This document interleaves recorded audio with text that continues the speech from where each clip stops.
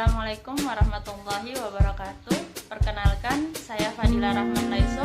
Saya adalah mahasiswa Profesi Nurse di Kesulian Global Yogyakarta Angkatan 24. Kali ini saya akan membuat video tentang edukasi atau pendidikan kesehatan kepada pasien yang mengalami cedera kepala.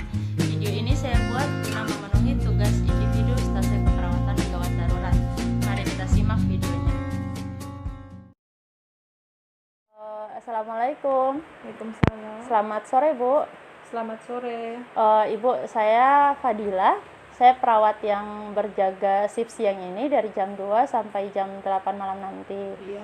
Ibu, berdasarkan kontrak waktu kita kemarin, hari ini saya akan memberikan edukasi atau pendidikan kesehatan kepada Ibu terkait dengan cedera kepala.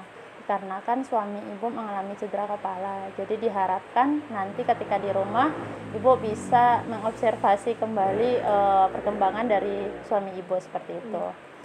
Nanti membutuhkan waktu sekitar 5-10 menit. Apakah Ibu bersedia? Iya, saya bersedia. Baik, Bu. Sebelum kita mulai, Bu, saya mau nanya, kira-kira Ibu sudah tahu atau belum apa itu cedera kepala? Yang saya tahu cedera kepala itu luka pada bagian kepala itu saja. Oh ya, baik Bu, benar. Kalau tanda gejalanya sendiri apakah ada yang Ibu tahu? Kalau untuk itu saya belum tahu. Belum tahu ya, Bu ya. Baik, Bu. Jadi sekarang saya memberikan sedikit informasi ya, Bu ya, kepada Ibu terkait dengan cedera kepala. Ya. Jadi cedera kepala itu sendiri itu cedera yang diakibatkan karena trauma pada jaringan kulit kepala, tulang tengkorak, ataupun pada bagian otak seperti itu, Bu. Jadi sudah benar yang tadi Ibu bilang, ada luka pada kulit kepala, itu merupakan salah satu tanda dari cedera kepala itu sendiri. Jadi cedera kepala itu dibagi menjadi 3, Bu. Yang pertama itu ada cedera kepala ringan. Cedera kepala ringan itu sendiri, itu biasanya pasien itu hilang kesadaran atau pingsan, dan juga hilang ingatan, tetapi kurang dari 10 menit. Kemudian tidak adanya luka pada kulit kepala ataupun juga tidak adanya patah tulang tengkorak. Kemudian yang kedua itu adalah cedera kepala sedang. Cedera kepala sedang itu sendiri sama pasien juga mengalami pingsan, kemudian juga hilang ingatan, tetapi waktunya itu lebih dari 10 menit, tetapi tidak lebih dari 24 jam. Kemudian ada luka pada kulit kepala dan juga ada patah tulang tengkorak dan juga bisa menyebabkan bengkak pada sekitar tulang tengkorak yang patah itu. Kemudian yang ketiga itu ada cedera kepala berat.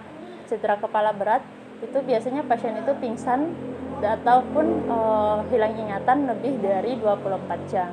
Kemudian adanya patah tulang tengkorak, kemudian juga sampai terjadinya pembengkakan pada area bagian yang patah tulang tengkorak itu dan juga bisa mengalami kerusakan pada bagian otak seperti itu, Bu. Mungkin kalau Ibu sendiri suaminya masuk ke kategori cedera kepala ringan ya, Bu ya. Soalnya pingsannya tidak lebih dari 30 menit. Kemudian tanda gejalanya ya, Bu ya. Tanda gejalanya itu tadi ada luka. Kemudian juga pasiennya bisa bingung, gelisah, kemudian juga hilang kesadaran atau hilang ingatan tadi. Itu tergantung dengan pada kriteria apa cedera kepala ringan, sedang ataupun berat. Kemudian juga adanya patah tulang tengkorak, kemudian ada cairan yang keluar dari hidung ataupun dari telinga. Kemudian pasien biasanya juga muntah dan mual dan nyeri berat pada kepala yang tidak tertahankan. Biasanya juga tidak bisa menahan kantuk ataupun sulit untuk dibangunkan seperti itu, Bu.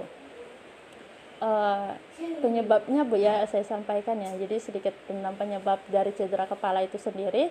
Cedera kepala itu terjadi biasanya karena adanya suatu benda yang menghantam kepala kita. Jadi misalnya ada alat pemukul ataupun dipukul oleh orang ke kepala ataupun ditembak oleh peluru seperti itu.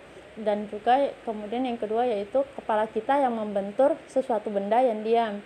Misalnya pada kasus kecelakaan ataupun jatuh ataupun kecelakaan mobil. Biasanya kalau kecelakaan mobil, ketika mobilnya ngerem mendadak, kepala kita akan menghantam kaca ataupun dashboard depan mobil itu sendiri, seperti itu. Dan sekarang penanganannya ya Bu ya, kalau Bapak mau pulang ke rumah, kira-kira apa saja yang harus Ibu observasi. Jadi Ibu nanti ketika sampai di rumah, ketika ada gejala seperti Bapak mengeluh mual atau muntah, kemudian nyeri kepala yang tidak tertahankan, mengantuk dan sukar untuk dibangunkan, itu mohon langsung Ibu bawa ke rumah sakit seperti itu untuk penanganan yang lebih lanjut. Ataupun mengalami kebingungan dan bola matanya itu tidak fokus ataupun bergerak tidak seperti biasanya, itu mohon untuk Ibu observasi keadaannya seperti itu ya Bu ya. Karena itu merupakan tanda dari yang awalnya cedera kepala ringan malah bisa menjadi cedera kepala sedang ataupun cedera kepala berat, seperti itu. Ibu, sebelum saya lanjut, apakah ada yang ingin Ibu tanyakan? Yang saya ingin tanyakan yaitu suami saya kan besok sudah pulang ke rumah, jadi dia harus istirahat. Bagaimana cara penanganan istirahatnya suami saya atau cara tidur suami saya jika ada cedera pada kepala? Oh ya, baik Bu. Jadi nanti sampai di rumah, yang pertama itu Bapak harus istirahat terlebih dahulu ya Bu ya. Jangan dulu bekerja yang berat-berat. Kemudian hati-hati ketika beraktivitas, jangan sampai ada cedera kepala yang terjadi lagi, seperti mungkin nanti terbentur seperti itu Bu. Kemudian posisi kepala ya Bu ya, posisi kepala. Jadi pada pasien yang cedera kepala itu, posisi ketika tidur jangan diberikan bantal yang terlalu tinggi Bu. Sebaiknya bantalnya itu posisinya itu 15 sampai 30 derajat. Jadi posisi kepala 15 sampai 30 derajat yang baik untuk pasien yang mengalami cedera kepala. Jadi biar tidak sampai adanya komplikasi Bu ketika bantalnya terlalu tinggi. Seperti itu. Ada lagi Bu yang ingin ditanyakan? Untuk sekarang ini sepertinya sudah jelas. Oh ya, baik Bu. Ibu, sebelum saya akhiri ya Bu ya, mungkin Ibu bisa sebutkan lagi Bu kira-kira tanda gejala dari cedera kepala itu sendiri Bu. Tanda-tanda gejala dari cedera kepala sendiri yaitu pasien merasa mual atau pusing, hilang kesadaran, merasa nyeri kepala yang sangat kuat, terus merasa mengantuk, dan jika dibangunkan agak susah untuk dibangunkan. Baik Bu, udah baik sekali ya Bu ya. Ibu mudah memahami apa yang saya sampaikan. Semoga bermanfaat Bu, dan semoga lekas sembuh dan stabil seperti itu ya Bu ya. Amin. Baik Bu, saya akhiri ya Bu ya. Terima kasih atas waktunya. Assalamualaikum warahmatullahi wabarakatuh.